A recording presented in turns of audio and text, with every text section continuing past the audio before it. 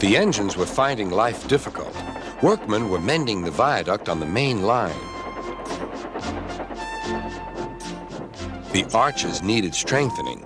Sir Topham Hatt did not want to close the railway while the work was done, and so repairs took a long time.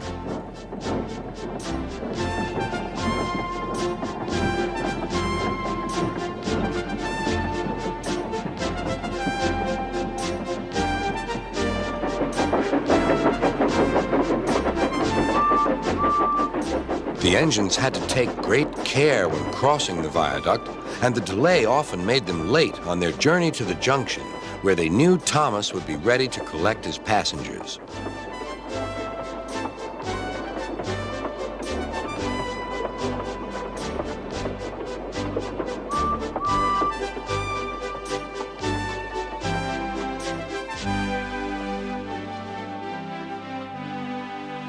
Thomas grew crosser and crosser. "Time's time," he grumbled. "Why should I keep my passengers waiting while Henry and James dawdle about all day on viaducts?" "Don't blame me," snorted Henry. "If we hurried across the viaduct, it might collapse, and then you'd have no passengers at all. What would you do then?" "Run my train on time, for one thing," retorted Thomas. He hurried away before Henry could answer. Bertie was impatient too. He was timed to arrive just after Thomas. His passengers found that instead of going straight from the bus to their train, they were kept waiting till Thomas arrived. Soon Bertie grew cross with Thomas. "Late again," he remarked, as Thomas panted wearily in.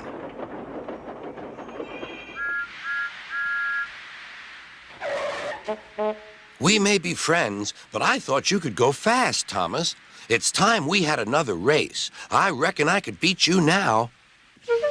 Thomas let off steam loudly. "Rubbish!" he hissed fiercely.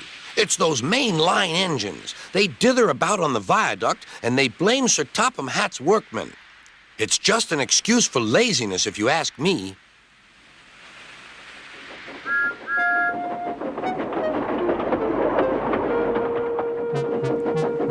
One day, James was later than ever at the junction.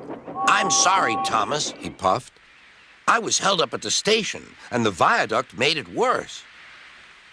"It's lucky for you I'm a guaranteed connection," grumbled Thomas. Before James could answer, he puffed importantly away.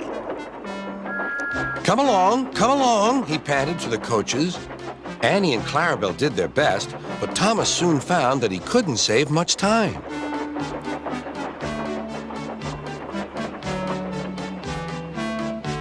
Suddenly, Thomas saw Bertie ahead. His radiator was steaming. "What's the matter?" asked Thomas. "You should be at the station by now. You're late." "I feel dreadful," moaned Bertie. "All upset inside, and driver says he can't make me better." "Thank goodness you're late, too. Can you take my passengers, please? They'll never get home otherwise." "Of course," agreed Thomas. He now felt sorry for Bertie and promised to get help at the next station. Thomas set off again. Already he felt much more cheerful, and Bertie's passengers, traveling in Annie and Clarabelle, all reached home safely. When Bertie was better, he came to thank Thomas. "I'm sorry I teased you about being late." "That's all right," replied Thomas. "I'm glad I could help.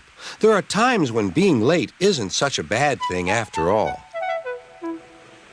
With a last cheerful greeting, the two friends went back to work.